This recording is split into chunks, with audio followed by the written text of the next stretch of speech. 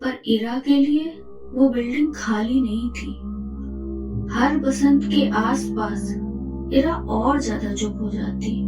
इरा ने कुछ नहीं कहा, पर सब कुछ देख लिया। उस दिन के बाद जो हुआ, बसंत का दिन था। शहर रंगों से भरा हुआ, पतंग, हंसी, शोर। लेकिन इस बिल्डिंग के तीसरे फ्लोर पर एक बच्ची थी जो सिर्फ खिड़की की तरफ देखती रहती थी। ना वो खेलती, ना बात करती, जैसे उसने कुछ देख लिया हो। आप हैं द शैडो टेलर के साथ, जहां कहानियां अंधेरों से आती हैं आप तक। आगे बढ़ने से पहले सब्सक्राइब जरूर करें। उस बच्ची का नाम था इरा। उम्र सिर्फ 7 साल। शहर के एक नॉर्मल से अपार्टमेंट में रहती थी। स्कूल जाती, लेकिन रिसेस में हमेशा अकेली। टीचर्स कहते थे इरा डर जाती है अगर कोई अचानक बात करे। वो बच्चों से दूर खेलती, माँ बाप से भी कम बोलती। और एक बात जो सबने नोटिस की, इरा बार बार घर की खिड़की के पास जाकर सामने वाली बिल्डिंग को देखती रहती थी।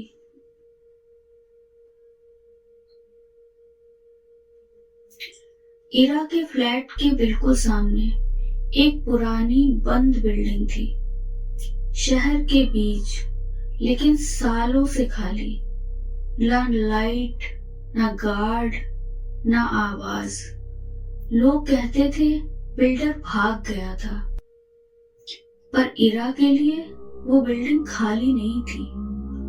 हर बसंत के आसपास इरा और ज्यादा चुप हो जाती।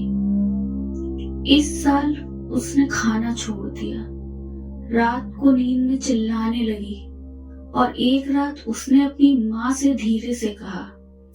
वो खिड़की आज फिर देख रही थी।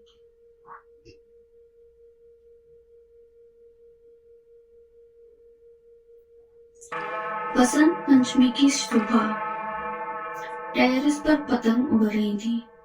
शहर में म्यूजिक और शोर, लेकिन इरा खिड़की के पास बैठी थी। उसकी माँ ने देखा इरा शीशे पर उंगली से कुछ बना रही थी। ध्यान से देखा तो वो एक ड्राइंग थी, एक आदमी जिसके मुंह पर टेप था। माँ डर गई। उसी वक्त सामने वाली बंद बिल्डिंग से एक पीली पतंग उड़कर इरा की खिड़की पर आके अटक गई। इरा ने पहली बार बिना कब के कहा, आज वो चुप नहीं रहेगा।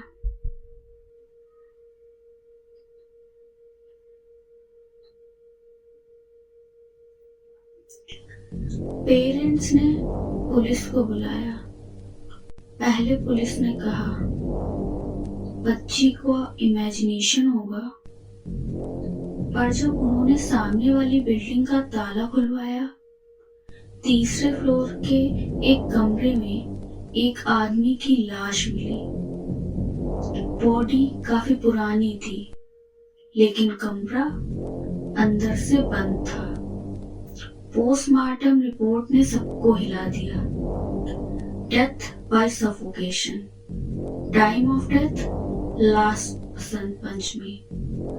और सबसे शॉकिंग बात, वो आदमी इरा का केयर टेकर था।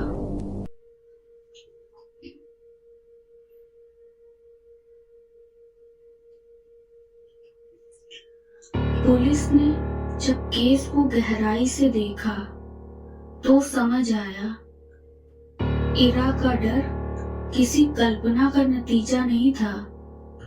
1 साल पहले बसंत पंचमी के दिन केयर टेकर इरा को पतंग दिखाने के बहाने उसी बंद बिल्डिंग में ले गया। तीसरे फ्लोर पर एक कमरा था। इरा से कहा गया यही खड़ी रहो, खिड़की से पतंग देखना, पर उस कमरे के अंदर कोई और भी था। इरा ने शीशे में जो रिफ्लेक्शन देखा, उसने उसकी दुनिया तोड़ दी। एक आदमी जिसके मुंह पर टेप था और जो आंखों से मदद मांग रहा था। केयर टेकर किसी से बहस कर रहा था।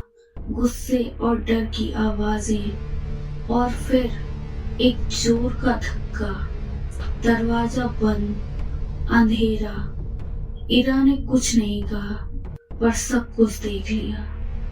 उस दिन के बाद जो हुआ, केयर टेकर को भी उसी बिल्डिंग में मार दिया गया, ताकि सच कभी बाहर ना आए।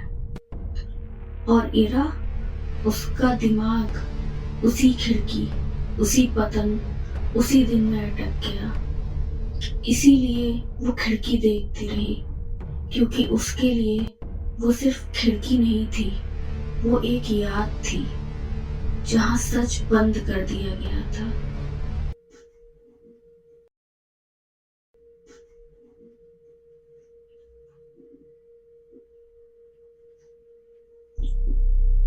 पुलिस ने पूरी सच्चाई सामने लाकर असली मुजरिम को गिरफ्तार कर लिया। बंद कमरे का ताला खुला और साथ ही 1 साल से बंद पड़ा सच भी। इरा को शहर के एक थेरेपी सेंटर में भेजा गया। शुरुआत में वो बोलती नहीं थी, सिर्फ सुनना चाहती थी। धीरे धीरे उसकी आंखों से डर कम होने लगा और फिर अगला बसंत आया। इस बार शहर फिर से पीले रंग में रंग गया, लेकिन तीसरे फ्लोर की वो खिड़की खाली थी। इरा नीचे थी, दूसरे बच्चों के साथ, हाथ में पतंग, चेहरे पर हल्की सी मुस्कान, जैसे पहली बार वो उस दिन से आगे बढ़ रही हो। कभी कभी सबसे डरावना सच अंधेरे कमरों में नहीं होता, बल्कि उन आंखों में होता है जो सब देख कर भी चुप रह जाती हैं। अगर आपको ऐसी हॉरर क्राइम स्टोरीज पसंद हैं, जो सिर्फ डराती नहीं बल्कि सोचने पर मजबूर करती हैं, तो चैनल को सब्सक्राइब करें, क्योंकि कुछ कहानियां शोर नहीं करती, वो बस खामोशी से याद रह जाती हैं।